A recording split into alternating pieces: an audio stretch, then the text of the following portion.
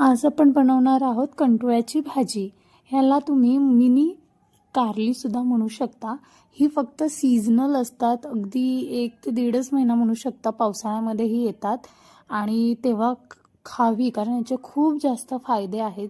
जेवढे सांगू तेवढे कमीच। तर हे पहा, इथे मी 300 ग्रॅम घेतलेले आहेत कंटोळे। कंटोळ्यांना छान धुवून घ्यायचं आहे आणि अशा पद्धतीने मी उभे उभे कट केलेले आहेत। पाहू शकता तुम्ही, हे सेम कारल्यासारखे। जर आतमध्ये म्हणजे जून बिया असतील तर रेड कलरच्या वगैरे, तर त्या काढून टाकायच्या आणि छोट्या असतील त्या तसेच ठेवायच्या।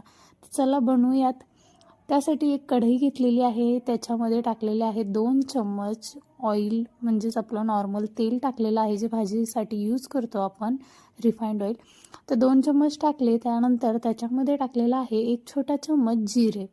जिरे छान तडतडले की त्याच्यामध्ये मोठे 2 उभे चिरलेलेच मी कांदे घेतलेले आहेत, कारण या भाजीमध्ये कांदे जास्त लागतात आणि टेस्टला सुद्धा खूप जास्त छान लागतात।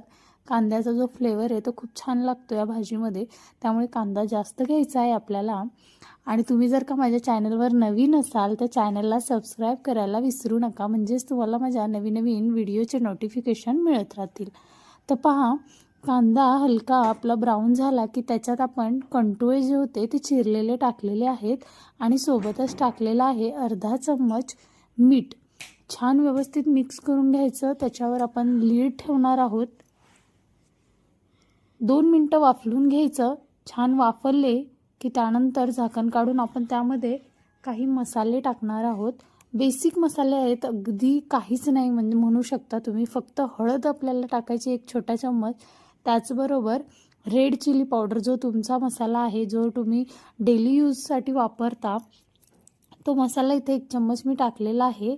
त्यानंतर झाकण ठेवायचं आहे आणि पुन्हा आपल्याला 3 ते 4 मिनिटं याला वाफलून घ्यायचं आहे। बस, आपली भाजी एकदम तयार। वरतून आपण टाकायची आहे कोथिंबीर।